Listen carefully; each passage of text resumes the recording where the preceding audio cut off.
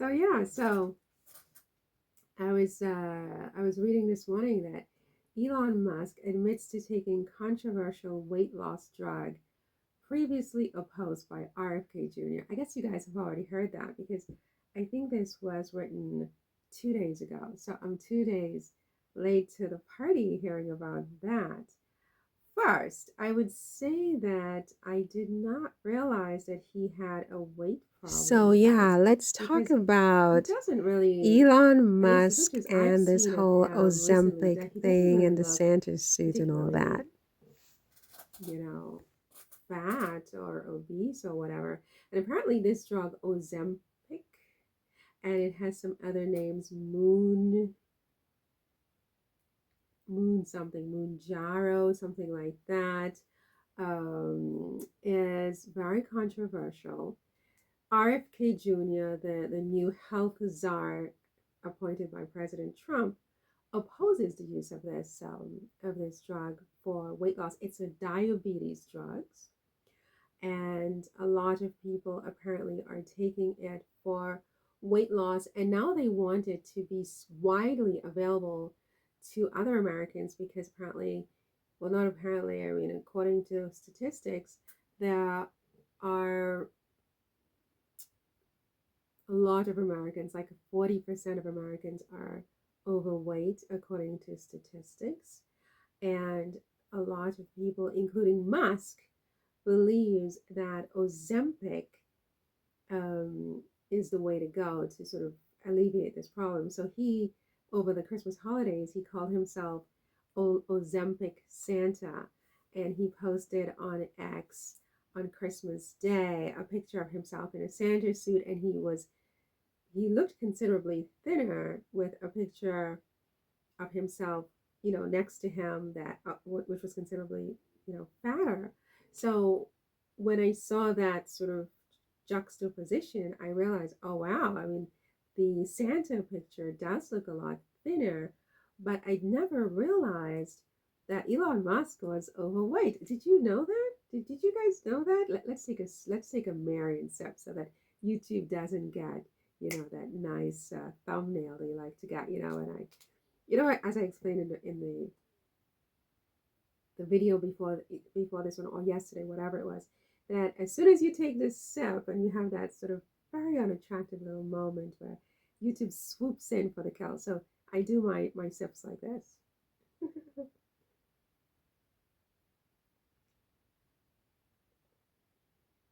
Comme ça. Comme ça. So yeah, I never realized that Musk was overweight. Did you guys know that he was overweight? I think he carries it well. He's probably tall, you know, and so he doesn't really look as chubby as he really is. But anyway, so he's taking Ozempic. What do you guys think about that? Um, It says here the brand name version called Moonjaro, but said the clunky name didn't have the same ring to it. So apparently, Ozempic is the same thing as Moonjaro, and Musk has been taking it. It seems it's very expensive. It's like $900 US dollars, not for one. I would think maybe for a treatment plan. I don't know. Could it be 900 for one pill? That's not possible. But they want it to be available, as I said, through Medicare and Medicaid, for a lot of people who are overweight. However, the new health czar RFK Jr., Robert Kennedy Jr., he basically is saying that it's poison and Americans don't need that. What they need is to go to the gym, they need proper nutrition, and da da da. Which side are you on here? Are you on the side of let's just drug everybody, take the Ozempic, it's really quick, it's really for diabetics, but let's just feed everybody Ozempic because it's really quick, get everybody skinny quick? Or are you on, and that's the Musk side, or are you on the side of RFK? Let's get everybody healthy. Let's get everybody off drugs. Let's get everybody good food, and let's lose weight that way. Which side are you on with this? Another step, please.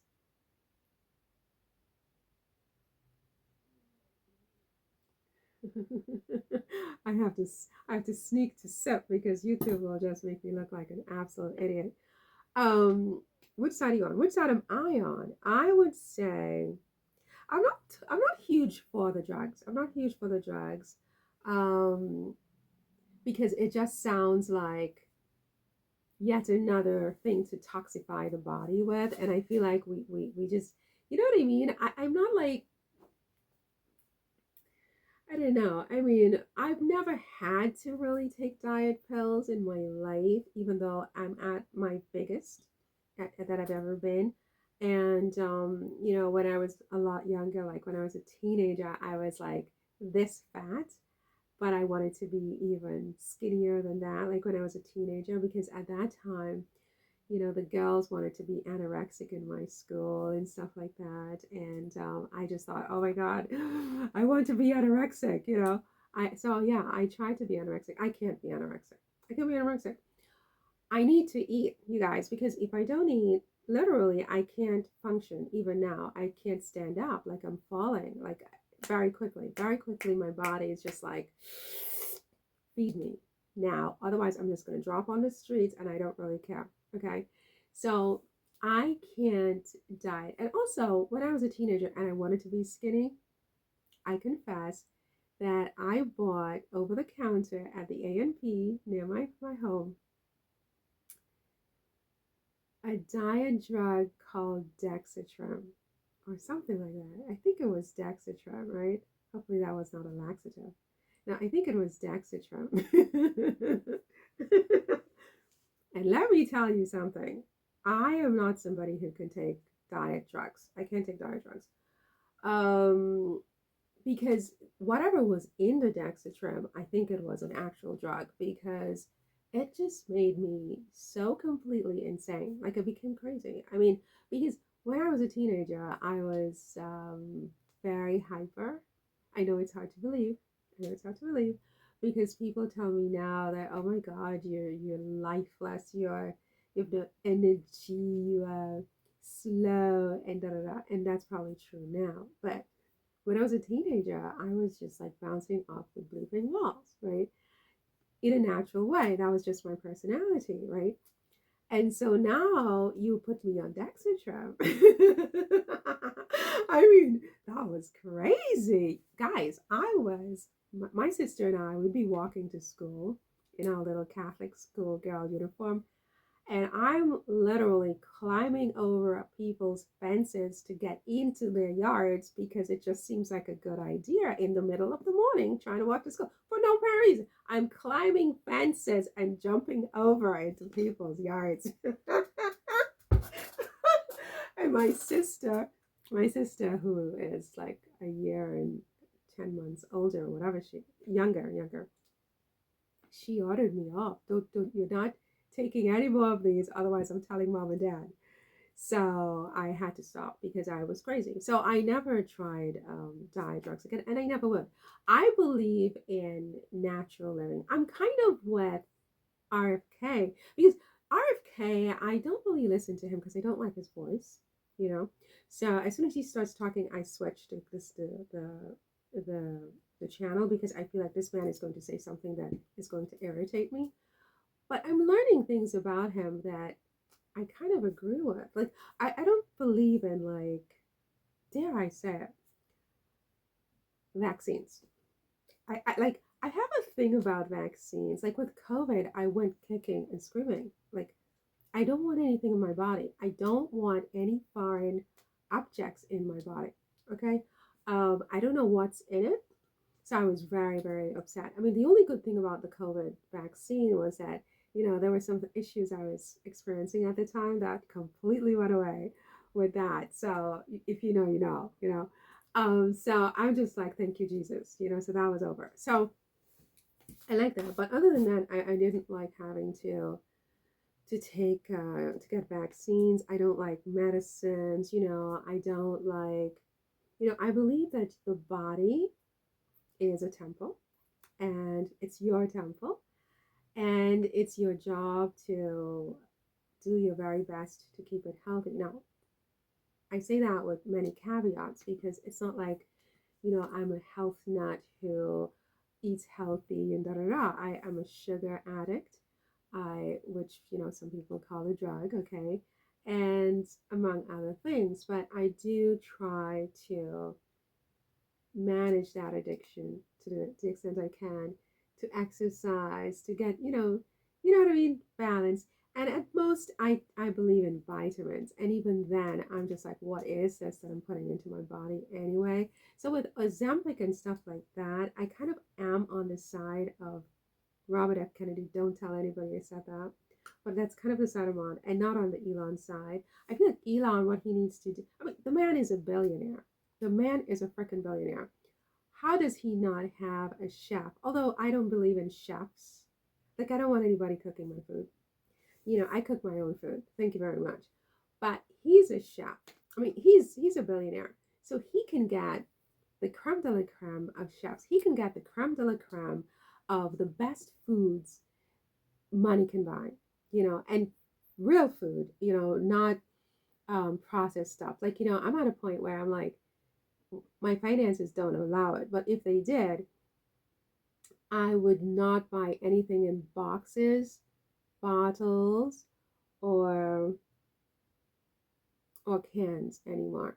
Like, I really wouldn't, because all of that is processed, so I would only eat fresh food, which is all I think people need. But unfortunately, yeah, I mean, in America, most of us are not going to be able to, just eat fresh food. We're going to have to, eat some pasta from time to time, which to me is processed. My rule is, if it doesn't occur naturally in nature, it's bad food. You eat it at your own risk. And I do. Sugar does not occur naturally in nature, right? God did not put that on the earth and say, okay, you need this. He put rice, he put apples, she, it, whatever God is. God is a light. God, did I tell you? God is a light. And when my dad died, like a couple of months ago, it confirmed this, that God is a light, and it's a massive light. So what happened when Dad died, I'm digressing a lot. I digress a lot, but maybe that's part of my charm. I don't know. So when Dad died a couple of months ago, I was here in my apartment, and I was lying on my couch, and all of a sudden, I wasn't seeing clearly, like, something's wrong. Okay, so I'm like, that's weird. So I blink, I'm like, what's happening? I can't see properly, because Dad had a vision problem as well, but I wasn't thinking about any of that. Dad was actually blind, actually, at the end of his life, which is why I was so, like, impressed with Elon Musk, because he has this company, Neuralink, which was supposed to restore vision, and I was like, oh, please do this before my dad dies, but whatever. That didn't happen. So I'm on the couch, and I can't see properly suddenly, and I'm thinking I'm having like a brain aneurysm, and there's like a ray of light that's coming out of this eye, and general fuzziness in the rest, right? And I'm like, what the bleep is happening? I'm having a brain aneurysm. I'm dying. So I get up, I go to the ladies' room. Perhaps I need to relieve myself, right? So I go, I'm sitting there, with my beeswax at my ankles, and the ray of light is not leaving me. It's like there's a ray of light, and there's fuzziness, and I'm like, oh my God, I'm dying. My blood pressure is through the roof, I couldn't understand what was going on. Maybe I hit my head, like I have a concussion. There's a ray of light. Dad wasn't dead yet, right? At least I didn't know that. And I felt unwell. I just felt weird, and within a matter of hours, I got the news that my father had died. And I did make the connection right away, but I would say that maybe a few days later, I'm like, that's a weird thing that happened, because it hasn't happened again.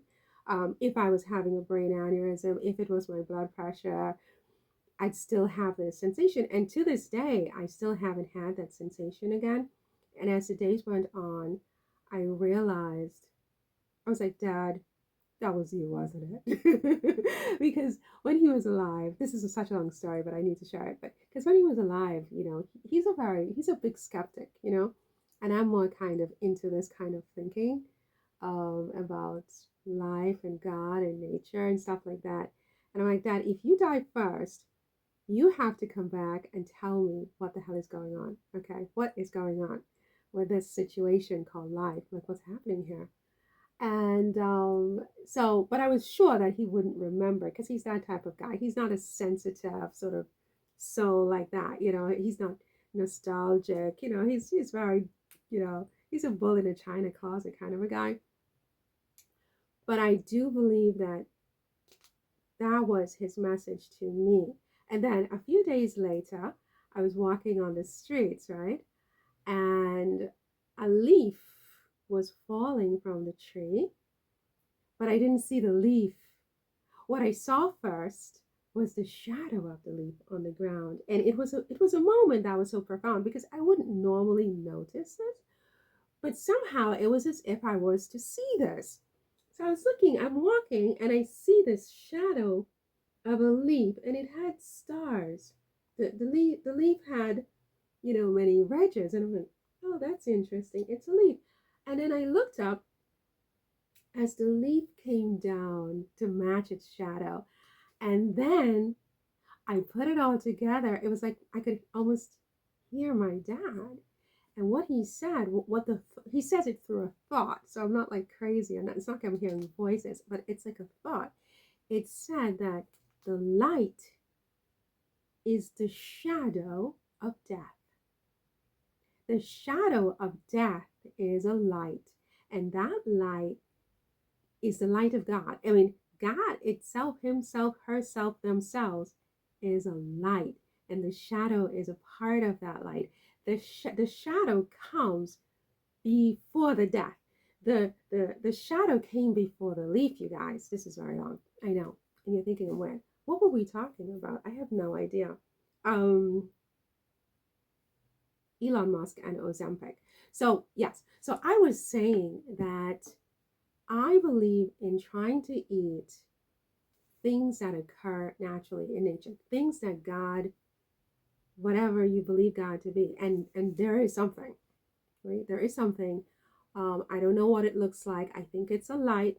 I think it's like a big, big, big round light, like so big that we can't imagine the size of this light.